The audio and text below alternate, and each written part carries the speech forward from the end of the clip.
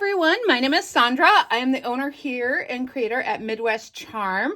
We are a little boutique on Main Street, Pine City, Minnesota, where we offer repurposed home decor and furniture and gifts as well. I'm actually in the store today. If you've been following along, I've had some genetic health issues that I've been dealing with.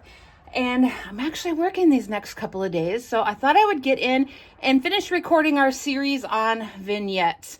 And I've been terrible at getting it done. I talked about it, and then I think we've missed 2 weeks now. I've had a lot of appointments in between there. So let's get started today. So I think today we're going to go over odd numbers. And as corny as it sounds, it is definitely more pleasing to the eye to see an odd number of items in a vignette. And what do I mean by that? Your eye is just going to travel better when you've got 3 items, 5 items, and let's get some examples. First thing I'm going to show you is our wine rack here with the 3. I should actually move this one down so there's a little bit of space there, but with 3 rolling pins. Or if we go in here, now I know we've got the 4th item with being the magnet, but the core of our vignette here is 3 items. 1, 2, 3. Here is 3 items. 1, 2, 3. Whoops, 3. I'm sorry. We've got the 3. We've got the 3. It's just really important for the eye to travel. Again, our goal with a vignette is to get people to touch. Here is a vignette. We have a stack of old books tied together with some white lace with a little bunny planter and a white picture. This has actually got some some spools in it with some greenery, and this guy's got a little bit of purple. But we have the 3 here, and it's definitely a reach in and grab moment in these little bowls here.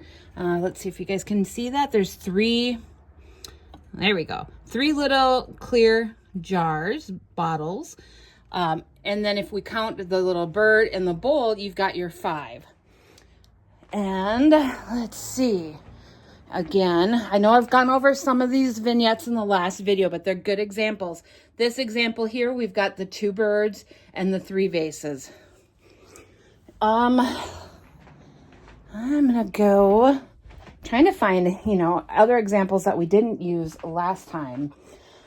And here, this is kind of a jumble right now because this is getting moved, but in here, oh, it's too dark. Let's go.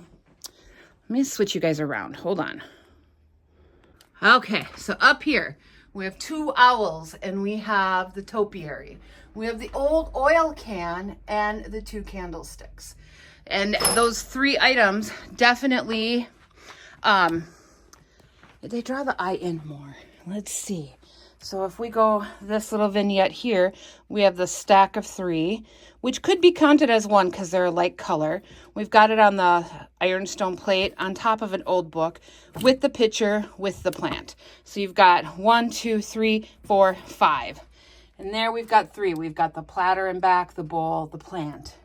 We've got the book, the plant, the clothespins, and the little bit of ironstone.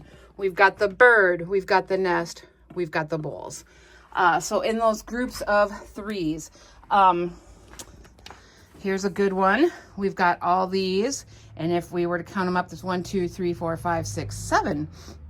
And they're just layered in there, and it just, with the varying heights, which we're gonna go over, with the layers we're gonna go over, and the odd numbers, it's just a very cohesive, draws your eye in, and you really want to get in there and move those things around and look at each piece. So I know, let me flip you back.